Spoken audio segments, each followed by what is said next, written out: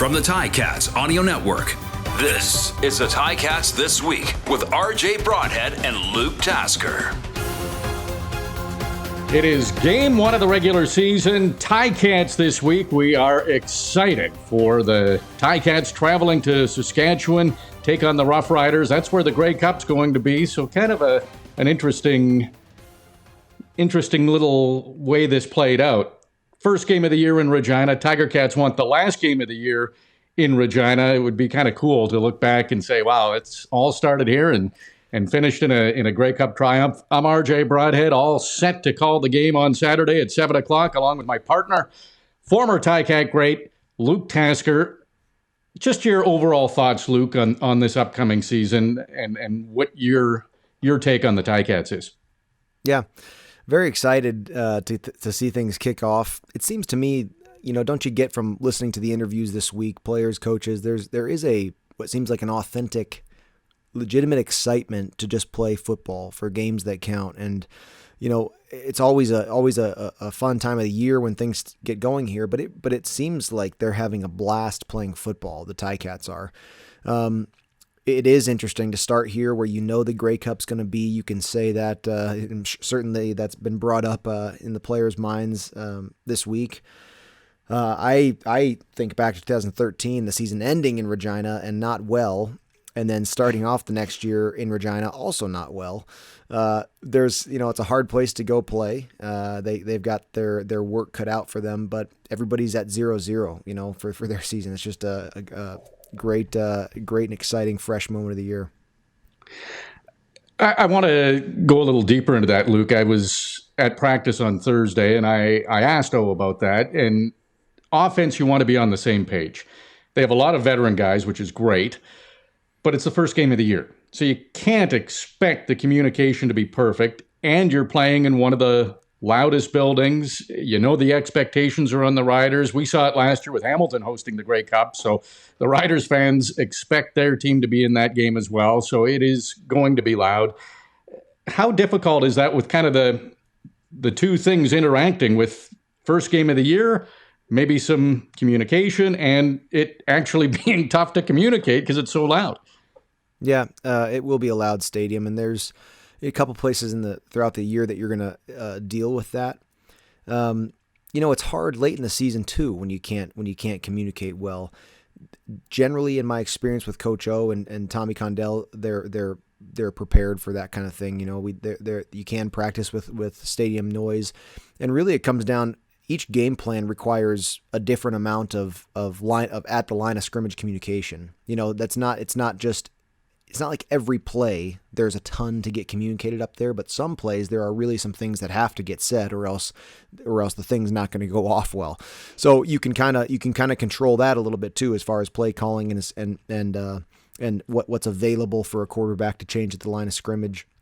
Offensive linemen struggle with it as well, with the noise. But this early on, I almost think, you've got to make sure you have some somewhat simple winning plays in there. We always talk about, RJ, the toxic ratio. That's Tommy Condell's, combination of your turnover ratio and your explosive plays that you have in a game. And you want to get that number higher and higher as far as takeaways and explosive plays, passes over 20 yards. And that's great. You and I talked about it all last season, and we'll get into it again each week this year. But on top of that toxic ratio that you're always focusing on, I think in a game like this, first down efficiency. You've got to be making some hay and getting up plenty of those first downs where you're getting 5 yards at least, and putting yourself in winnable second down situations. When you're on the road, when you're out west, when it's loud, and you're in 2nd and 8 all night, it is just so hard. You can't find rhythm. You can't move the ball downfield. You start losing the field position battle. It's an uphill battle the whole time. So you've got to be able to take your easy 5-yard gains whenever you can get them.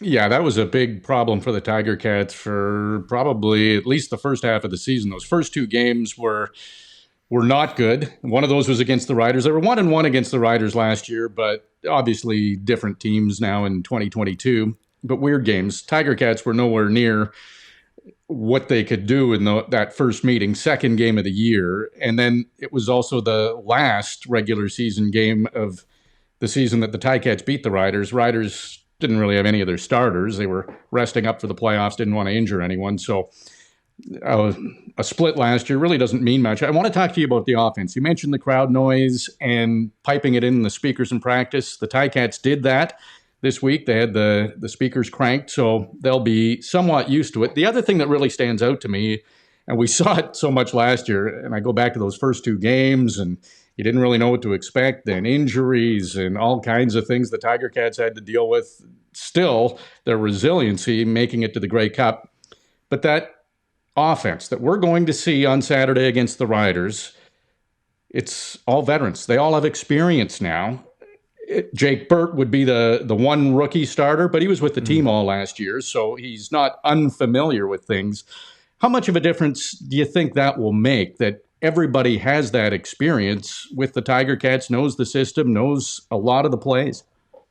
Yeah, I think it's huge. And still sort of on average, you've got a fairly young receiving core, but these guys have game experience. You know, they've played, they've made big catches in big games and scored points. And, certainly Braylon Addison sticks out in my mind as the veteran in that group. But even Dane, whose story has just continued to progress since the day he stepped foot in Canada, you know, his role and his responsibilities have sort of continued to grow. And although now it's like the first time that we see him as being in having the spot and it being his, he's got multiple seasons of experience already.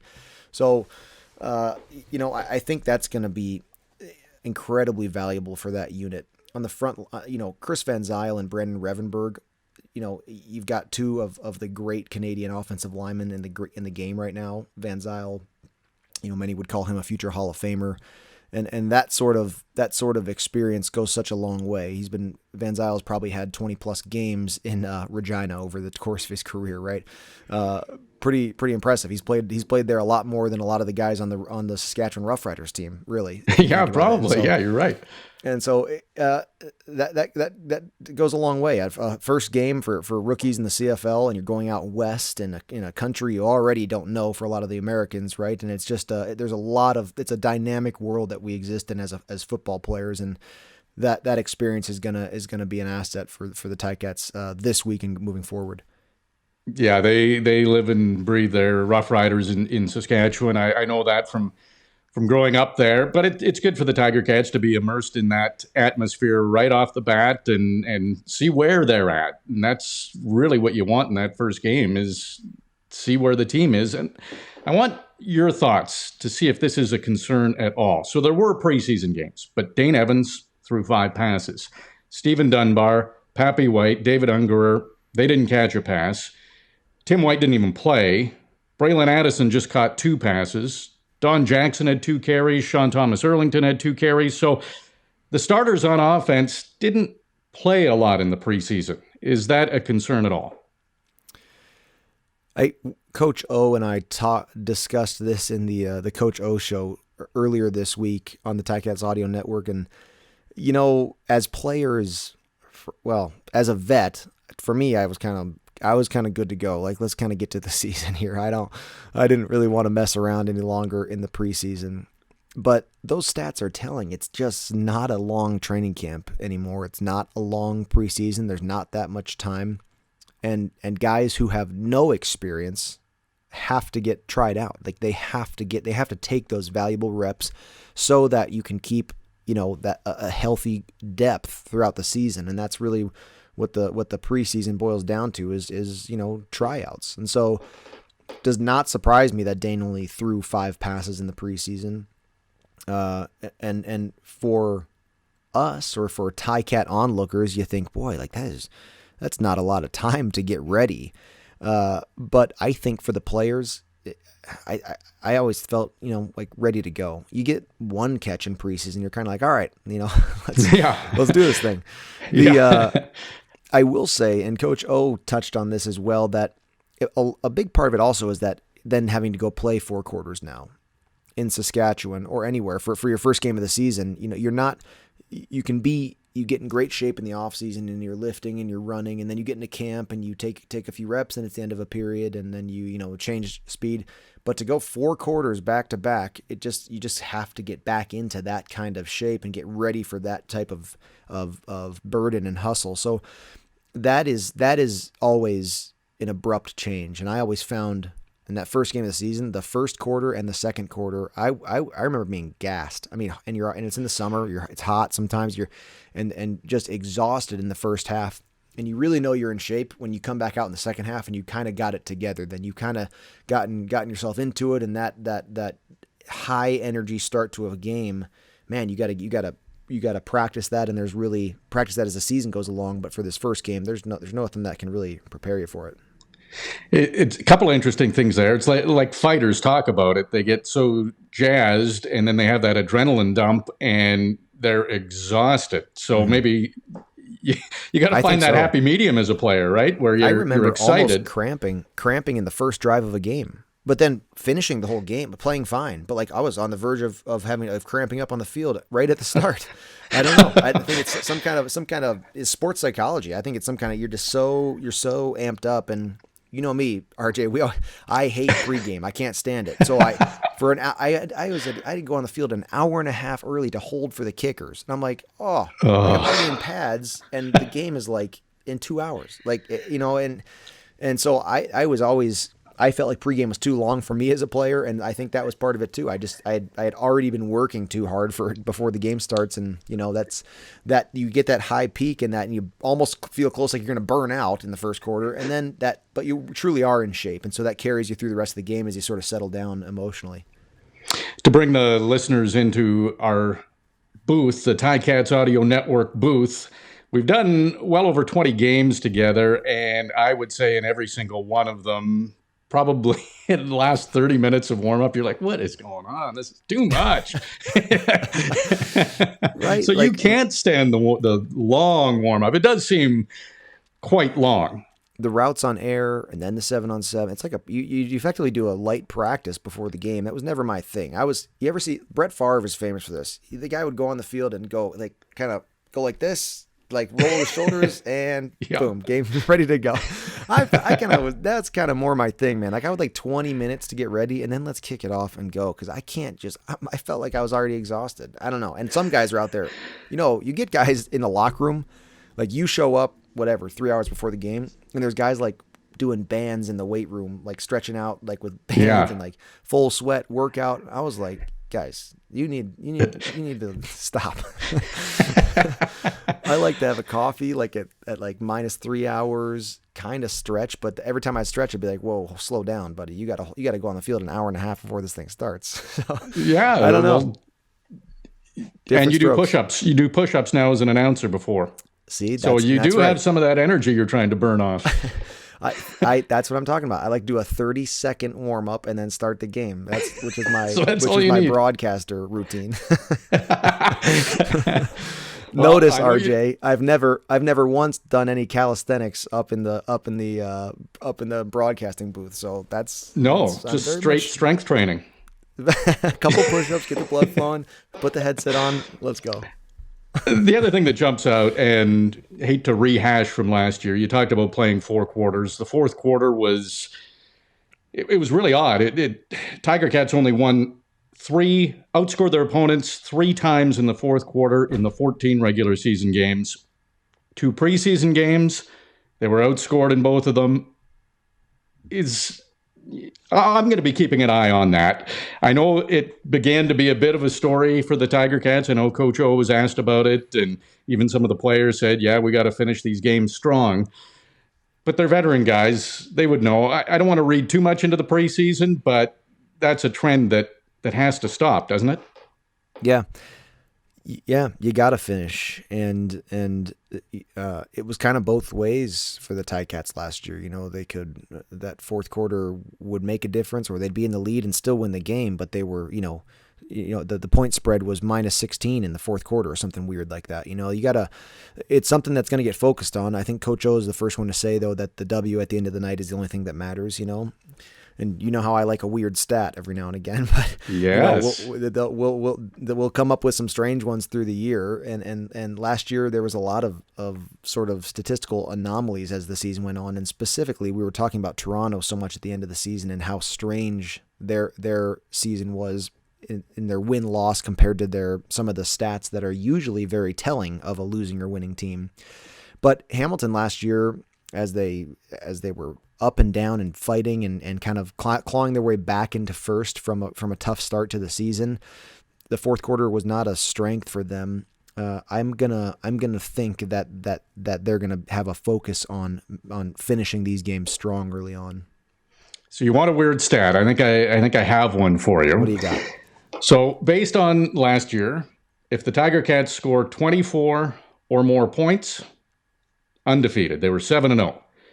If they score 20 or fewer points, they did not win. They were 0-5. So we've got that 24 points should be a victory. If they get 20 or less, it's big trouble. So they'll have to get that offense going. Love it. That's a good one. That's a good one. I remember at a time in the last season, late in the season, the Ticats had not won a game that they trailed at the end of any quarter.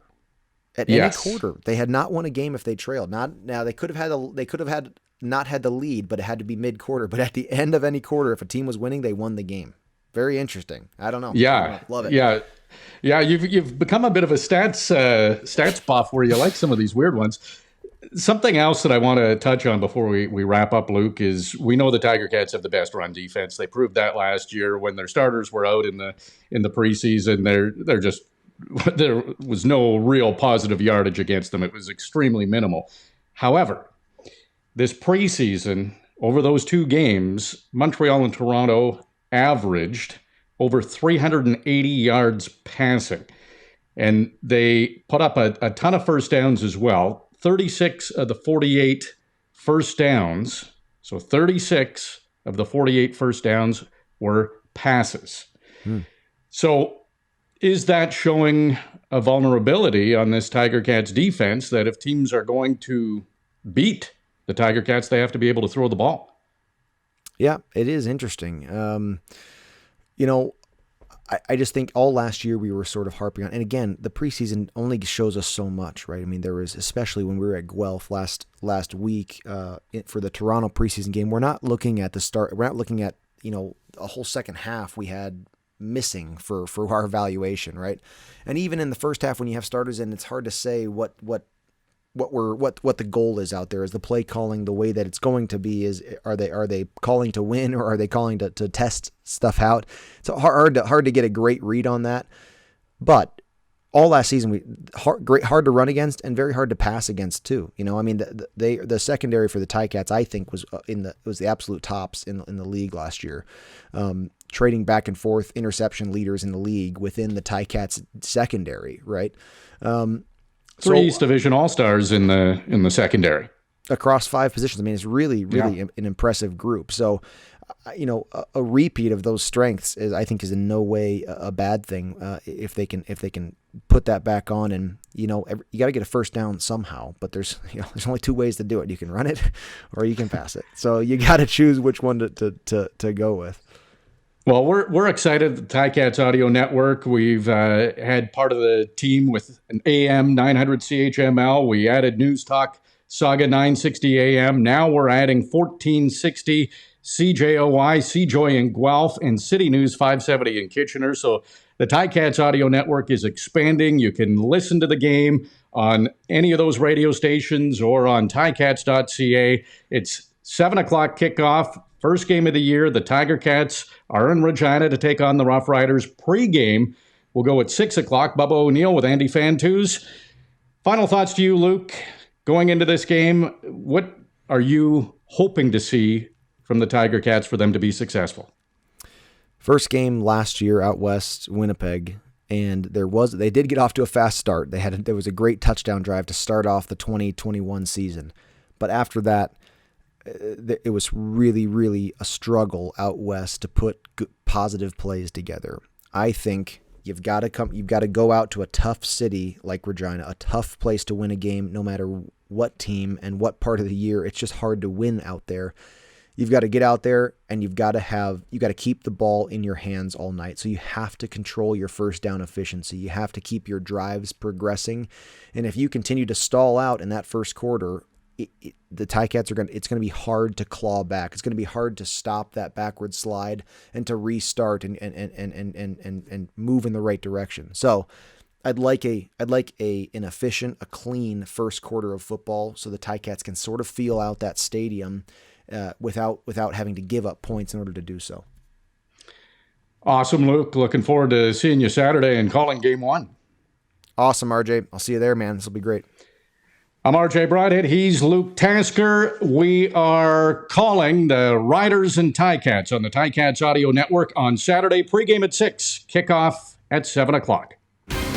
It's been another busy week for your Hamilton Tiger Cats. Luke Tasker and RJ Broadhead have covered it all, and now we would like to hear from you. Email us anytime at gameday@ticats.ca. Subscribe to the Ticats Audio Network on Spotify or wherever you get your podcasts.